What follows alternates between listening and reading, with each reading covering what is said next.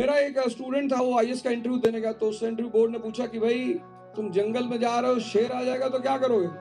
बोले सर पेड़ पे चढ़ जाएंगे सर। बोला अच्छा ठीक है चलो कोई बात नहीं। मान लो तुम नदी में जा रहे हो और शेर आ गया तो क्या करोगे? पतंजलि में सिविल सर्विस का सेंटर शुरू होने जा रहा है। मैंने कहा जी बीवीसी। बोले बुद्धिवर्धक चूरन। अगर पाकिस्तान नहीं बना होता तो भारत आर्थिक रूप से बहुत शक्तिशाली मुल्क होता।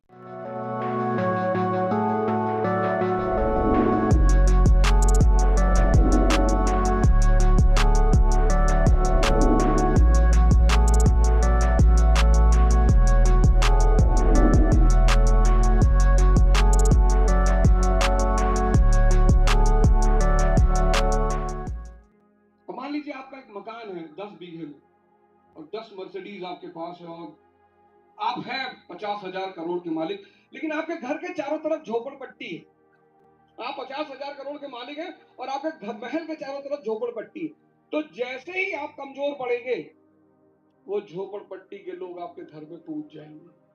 और यही हुआ भारत के साथ प्राचीन काल से। जब जब केंद्रीय सत्ता कमजोर पड़ी तो ये विदेशी ताकतें भारत में घुस आई। आप देखो जैसे ही मौर्य काल का पतन होता है वैसे ही विदेशी भारत में घुसते हैं। आप देखो कि जैसे ही गुप्त काल का पतन होता है वैसे ही हूण भारत में घुसते हैं। आप देखो जैसे ही केंद्रीय सत्ता पतन होती है तुर्क भारत में घुसते हैं। आप देखो कि जैसे ही सल्तनत की सत्ता पतन होती है तैमूर आता है 1398 में, पूरी उत्तर भारत को तहस नहस कर देता है। जैसे ही मुगलों की सत्ता का पतन होता है नादिर शाह 1739 में आता है और फिर तबाही मचाता है और फिर लूटता है। फिर तो अंग्रेजों को भी यहाँ रह के पता चल गया कि यार ये तो केंद्रीय सत्ता है ही नहीं। उन्होंने हमें 200 साल 1757 से 1947 तो अंग्रेजों को एक बात पता चल गई थी कि भाई इस देश की जो सबसे बड़ी ताकत है वो यहाँ के संत है और वो विवेक देना जानते हैं। बिनु सत्संग विवेक न हुई। इतनी बड़ी बात है कि अब जो आईएएस की तैयारी करेंगे भारत के युवा वो एक सत्संग के वातावरण में रहेंगे, एक बहुत अच्छे वातावरण में रहेंगे जहां पर उनके विवेक पर काम होगा। और विवेक जिसके पास होता है वो आदमी कभी असफल नहीं होता। 1922 में जब असहयोग आंदोलन खत्म हो गया तो गांधी जी से सीआर दास जी ने कहा कि आप तो असफल हो गए। गांधी जी बोले पहला चरण है, ये तो ट्रेनिंग है, अभी कहां असफल हुए। 1920 में सिर्फ 100 लोग खड़े थे भारत के आंदोलन के लिए। सरकार उन 100 लोगों को मार सकती थी, पीट सकती थी, दबा सकती थी। तो गांधी जी ने कहा कि आंदोलन बंद, मुझे हिंसा पसंद नहीं है। चौरी चौरा की एक घटना हो गई थी, पुलिस थाना फूंक दिया गया था और पुलिस वालों के साथ वो तो सरकार पे हमला था। अब सरकार सबको पीटती, इससे पहले सरकार सबको पीटे गांधी जी ने कहा आंदोलन खत्म। अंग्रेजों ने कहा आंदोलन खत्म, चक्राई हाँ बोले आंदोलन खत्म, मुझे हिंसा में भरोसा नहीं। अरे बोले महाराज एक हफ्ते और भरोसा रख लो। बोले है ही नहीं। बोले भाई हिंसा में भरोसा है ही नहीं। 1942 जब पूरा भारत खड़ा हो गया और चारों तरफ हिंसा हो रही थी, अंग्रेजों ने गांधी जी से कहा कि आपका हिंसा में भरोसा है? बोले अभी भी नहीं। तो बोले रोको इनको। बोले मैं कैसे रोक सकता, मैं तो कांग्रेस का सदस्य ही नहीं। और ये तो आपके दुष्कर्मों का परिणाम है जो आप भुगत रहे हो अंग्रेजों भारत छोड़। उस वक्त सीआर दास जी जिंदा नहीं थे, लेकिन गांधी जी ने कांग्रेस कार्य समिति में कहा कि जो हमने यज्ञ शुरू किया था वो आज अपने चरम पे पहुंच गया है और 1947 में भारत आजाद। ये जीवन चक्रव्यूह है। कभी कभी अभिमन्यु भी जाके अंदर फंस जाता और कभी क्या अभिमन्यु फंसता ही है। तो निकलने के लिए अर्जुन जैसी दृष्टि चाहिए। इस महाभारत जो यूपीएससी रूप जैसे जीवन रूपी महाभारत से स्वामी जी हमें बाहर निकाल रहे हैं, ऐसे ही सिविल सर्विस रूपी महाभारत से कि भीष्म पितामह के साथ क्या करना है, सिर्फ बाण ही नहीं चलाते जाना है। पढ़े जा रहे हैं 12-12 घंटे पढ़े जा रहे हैं, 14 घंटे पढ़े जा रहे हैं, 18 घंटे पढ़ा जा रहे हैं और एक सामान्य सवाल कर दिया, कह रहे रिवीजन नहीं किया है। हर बात का रिवीजन नहीं करना होता। जो चीज आप समझ जाते हैं वो आपके बुद्धि में सेव हो जाती है। सभी सत्य स्वामी जी ने कहा मैं एक बार किताब पढ़ लेता था और फिर वो किताब मेरे अंदर सेव हो जाती। तो अब अगर भीष्म पितामह सामने है, प्रीलिम्स को मैं भीष्म पितामह मानता हूँ। आईएएस के एग्जाम में प्रीलिम्स की जो परीक्षा होती है वो भीष्म पितामह। 10 लाख लोग देते हैं और 10,000 लोग क्वालिफाई करते हैं। उस परीक्षा का मुख्य उद्देश्य है कि 9,90,000 लोगों को बाहर फेंको। तो अब अर्जुन अगर भीष्म पितामह पे सिर्फ बाण चलाते तो कभी नहीं मार पाते। तो कृष्ण ने कहा कि भाई ऐसा करो, शिखंडी को सामने खड़ा, युद्ध तुम्हारे कब्जे में आ जाए। चाणक्य ने किताब लिखी, उसका नाम रखा अर्थशास्त्र, जबकि वो किताब राजनीति की है। यानी E is equal to E, economy is equal to empire. जब तक अर्थव्यवस्था मजबूत नहीं होगी तब तक साम्राज्य का निर्माण नहीं होगा। तो हम ये बताएंगे कि इकोनॉमी क्यों बढ़ी, क्या उद्देश्य है इकोनॉमी, समझकर आप क्या करो। हम आपको ये बताएंगे कि ज्योग्राफी क्यों पढ़नी। अब अफ्रीका एक कॉन्टिनेंट है, औद्योगिक क्रांति वहां नहीं हुई, तो क्यों नहीं हुई भाई? I is equal to I, industry is equal to industry, infrastructure is equal to industry. जहां इंफ्रास्ट्रक्चर होगा, आधारभूत संरचना होगी, वही उद्योग भी होंगे। अब भारत को देखो, 1853 में पहली रेलवे लाइन मुंबई में बनती है और 1854 में पहला कॉटन मिल भी मुंबई में बनता है। तो जहां आधारभूत संरचना होगी वही इंडस्ट्री भी होगी। तो पहले चरण में 6 महीने हम आपको ये कराएंगे, हर सब्जेक्ट का विजुअलाइजेशन, ज्योग्राफी, पॉलिटी। आप कश्मीर के हिंदू का कपड़ा देखो और तमिलनाडु के हिंदू का कपड़ा देखो, दोनों कपड़ों में आपको अंतर मिलेगा, क्योंकि कपड़ा, खाना, ये सब ज्योग्राफी पे डिपेंड करता है। आप गुजरात के एक मुसलमान का खाना देखो और आप आसाम के एक मुसलमान का खाना देखो, दोनों में आपको फर्क दिखाई पड़ेगा।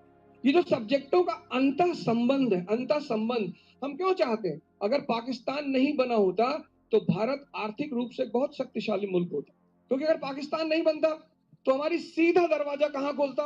ईरान में। और ईरान तेल और गैस का भंडार है। अगर तेल और गैस के भंडार पे हमारा दरवाजा खुलता तो हमारी पावर की समस्या कभी नहीं होती, और अगर पावर की समस्या नहीं होती तो ये पूरा उत्तर भारत चमक रहा होता, औद्योगिकरण हो जाता। तो स्वामी जी वहां पे क्या है? अब ये बात किसको समझ में आई? ब्रिटेन को। ब्रिटेन को पता था कि 1787 में अमेरिका पैदा हुआ और 100 साल में आर्थिक शक्ति, तो वो दूसरा अमेरिका नहीं बनाना चाहते थे, भारत को तोड़ दिया, काट दिया कि बस इसको ऊर्जा क्षेत्र से काट दो भारत को। तो ये अंतःकरण है। मेरा एक स्टूडेंट था, वो आईएएस का इंटरव्यू देने गया, तो उससे इंटरव्यू बोर्ड ने पूछा कि भाई तुम जंगल में जा रहे हो, शेर आ जाएगा तो क्या करोगे? बोले सर पेड़ पे चढ़ जाएंगे सर। बोले अच्छा ठीक है चलो कोई बात नहीं। मान लो तुम नदी में जा रहे हो और शेर आ गया तो क्या करोगे? बोले सर पेड़ पे चढ़ जाएंगे। यार तुम जब देखो तो पेड़ पे चढ़ जा रहे हो। बोले सर माफ करिएगा, आप भी तो हर जगह शेर भेज दे रहे हो सर। नदी में भी शेर। हम नहीं लड़ पाएंगे सर, अगर आप चाहते हो कि हम आपको ये जवाब दें, हम नहीं लड़ पाएंगे सर शेर से, हमसे नहीं हो पाएगा सर। ये है सॉफ्टवेयर का रूप। कुछ लोग झल्ला जाते हैं, शेर आ जाएगा, क्या करें सर, अब शेर आ गया तो मार के खा जाएगा, क्या ही करेगा, हम क्या करेंगे, हम क्या करें। लेकिन वो चेक करते हैं, कि आपका प्रेजेंस हो, आप विषम परिस्थिति में आपका कॉमन सेंस कैसा काम करता है। क्योंकि ये जो आपकी कंपटीशन होती है, इसमें पहला जांच यही होता है, 2 घंटे का टाइम है, 100 क्वेश्चन है और आप टेंशन में हो। उनको पता है कि आप टेंशन में हो क्योंकि आप योग नहीं करते। वो आपके स्ट्रेस का फायदा उठाते हैं। कितने सारे लोग हैं जो एग्जामिनेशन सेंटर के बाहर सिगरेट पी रहे। एक साहब को मैंने पकड़ा, मैंने कहा सिगरेट पी रहे? बोले स्ट्रेस रिलीज कर रहे हैं। तो मैंने कहा इसके बाद हो जाएगा? दुआ भर रहा है। मैंने इसके बाद हो जाएगा? बोले सर कोशिश तो करेंगे। 6 अटेम्प्ट प्रीलिम्स दिया, कभी नहीं हुआ। वो दुआई भर गया। मैंने कहा अब क्या करोगे? तो वो बात तो खैर ठीक है, अब नहीं जुड़े। इस देश की इतनी बड़ी संस्कृति, योग, ध्यान, अब हम सब उजाले में बैठे, अब यहाँ कोई भूत की चर्चा करे आपको डर नहीं लगेगा? इतने सारे लोग बैठे, आपको कहाँ डर लग सकता है? लेकिन अगर अंधेरा हुआ तो आपका साया भी आपका साथ छोड़ देगा। उस अंधेरे में सिर्फ योग और ध्यान में आंतरिक शक्ति काम आती, बाकी कोई काम नहीं आता। आप देखो 1960 की अगर आपने मूवी देखी श्री 420, तो उसमें नायक कपड़ा उपड़ा फटा हुआ है और वो लिया हुआ है छाता ले, गाना गा रहा है, और एक गाना है 1960 का कि फूल तुम्हें भेजा है खत में। इतनी गरीबी थी, फूल के सिवा कुछ भेज ही नहीं सकते थे। आज 2000 में कौन सा गाना है, कुड़ी कहती है मैनू जगुआर ले दो। इतनी ज्यादा है, प्रॉस्पेरिटी इतनी ज्यादा है, अब वो फूल उनका कॉन्सेप्ट नहीं रहा, जगुआर आ गया। तो समाज बदल कैसे रहा है, क्यों रहा है, कौन से फैक्टर्स हैं जो समाज को बदल रहे हैं, ये सब हम आपको यहाँ पढ़ाएंगे अप्लाइड रूप में। हम आपको चतुर्लिंगम नहीं बनाएंगे 3 इडियट का। अगर आपने 3 इडियट मूवी देखी हो तो उसमें एक पात्र है चतुर्लिंगम, वो भी ऐसे भाषण देने मंच पर आता है और चमत्कार का बलात्कार कर देता है, पूरे संस्थान की बड़ी बेइज्जती होती है।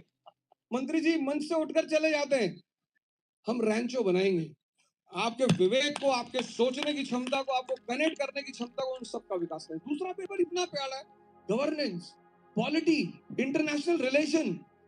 अब अफगानिस्तान जैसा देश हमारे लिए बहुत इंपॉर्टेंट है, चौराहा है वो, चौराहे पे हमारा कब्जा होना चाहिए।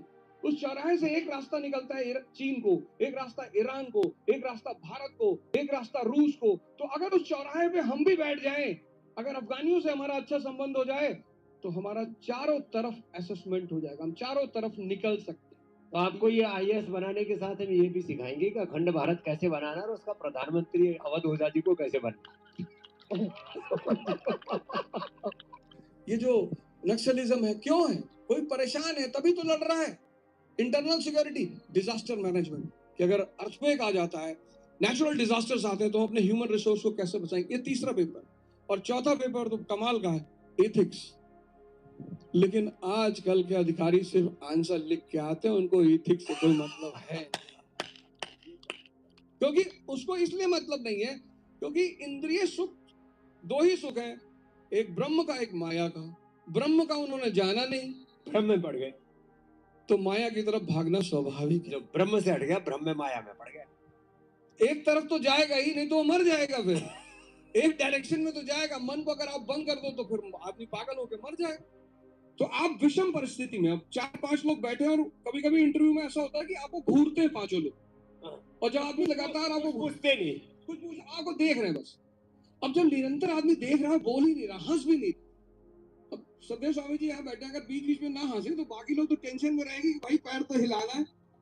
तो जैसे ही सामने वाला व्यक्ति हंसता है तो आप थोड़ा सा रिलैक्स होते, पर वो व्यक्तित्व की जांच है पूरी तरह से। और वो उनके अजीब अजीब तरीके क्वेश्चन पूछ लेते हैं कि हाँ भाई आईएएस क्यों बनना है, और पता चला भाई कोचिंग तो बता देती है कि भाई यही आंसर देना है कि सर हमें चुनौतियां बहुत पसंद है और सर हम चैलेंजेस लेना चाहते हैं। फिर वो बोर्ड के मेंबर मुस्कुराते हैं देख के कि ऐसा नहीं है, तुम दहेज के चक्कर में आए अच्छा ब्याह हो जाए। फिर वो बोर्ड के मेंबर मुस्कुराते हैं, वो ये कहते नहीं है, वो सिर्फ मुस्कुराते हैं। तो जो एस्पिरेंट है वो भी समझ जाता है किस लिए, तो वो भी जवाब मुस्कुराहट में ही देता कि सर सही सोच रहे हो, आए तो इसीलिए ही है। ये भी एक कन्वर्सेशन है। जब आप इशारों में किसी की बात को समझते हो, अब वो मुस्कुरा रहे हैं और आप सीरियस हो गए कि नहीं सर हम दहेज नहीं लेंगे, तो समझ के झूठ बोल रहे। तो जैसे वो मुस्कुराए सोच के कि नहीं नहीं तुम तो आए हो दहेज के चक्कर में, तो एस्पिरेंट भी समझ गया कि गुरुजी यही सोच रहे, तो वो भी मुस्कुरा दिया कि सर आप सही सोच रहे। तो कितनी बढ़िया कन्वर्सेशन हो गई, ना सामने वाले ने कुछ पूछा, ना अगले ने कुछ वर्बली जवाब दिया, पर तो ये 3 चरण। और उसके साथ साथ आपको पतंजलि में कभी तैयारी के साथ जो आम लड़कों की बहुत बड़ी समस्या है, डिप्रेशन, स्ट्रेस, एंजाइटी, जो गुजर रहे हैं लोग, ये जो नशा है वो इसीलिए। नशे के उत्पत्ति, आप 5 साल के बच्चे को नशा नहीं करा सकते क्योंकि उसके पास स्ट्रेस है ही नहीं, एंजाइटी है ही नहीं। आप देखो घरों में कभी कभी डेथ हो जाती है, डेड बॉडी पड़ी हुई है और बच्चे चारों तरफ खेल रहे हैं, उनको पता ही नहीं चल पाता कि घर में कितनी बड़ी दुर्घटना घट गई। इसी को हम बालमन कहते हैं। तो आप 5 साल के बच्चे को नशा नहीं करा सकते। जवानी जहां से शुरू होती 20 साल, और फिर समाज बैठा ही हुआ है बनाने के लिए। तो हमारे इलाहाबाद में, जब मैं इलाहाबाद गया तो वहां लोग तंबाकू खाते थे, तो बोले तंबाकू बीवीसी खाते हो? मैंने कहा जी बीवीसी। बोले बुद्धिवर्धक चूरन। तो मैंने अपने सीनियर से कहा, मैंने कहा सर अगर इतना बड़ा बुद्धिवर्धक है तो ये रिक्शे वाले भी तो अफलातून हो जाएंगे सर। तो बोला जबान लड़ा रहे हो? दंड बैठक करवाया 100-250। अब सीनियर है, रैगिंग तो करेंगे ही करेंगे। तो आपको यहाँ पर, तो आपको एक सबसे बड़ी गारंटी है यहाँ कि आपको स्ट्रेस, एंजाइटी, डिप्रेशन, मतलब सदैव स्वामी जी की शरण में जो लोग यहाँ रहेंगे वो अपना जीवन बनाकर ही जाएंगे। और बहुत खुशी है मुझे, मैं बार बार इस बात को कहता हूँ, मुझे बहुत खुशी है। आप विश्वास नहीं करेंगे, मैं रात तो आए थे 50-100 बच्चों को पढ़ाई कराने, फिर कितने 500 से तो शुरू हो रहा है। जी 500 से शुरू। रात को क्या रात में मैं 2 बातें यहाँ पे कहूंगा। कोरोना में स्वामी जी ने बचाया। जब कोरोना हो गया और सांस रुकी तो सिर्फ कपाल भाती काम आई। मेरी श्रीमती जी यहाँ बैठी हैं, मैं पूरे कोरोना सुबह 1 घंटा, शाम को 1 घंटा सिर्फ प्राणायाम, मैंने कहा और कुछ करना ही नहीं। तो रात भर मुझे नींद ही नहीं आई। मतलब मुझे अभी भी भरोसा नहीं हो रहा था कि पतंजलि में सिविल सर्विस का सेंटर शुरू होने जा रहा है। इस बात को लेकर मुझे अभी भरोसा नहीं। मैं इतना खुशी, इतना उत्साहित हूँ।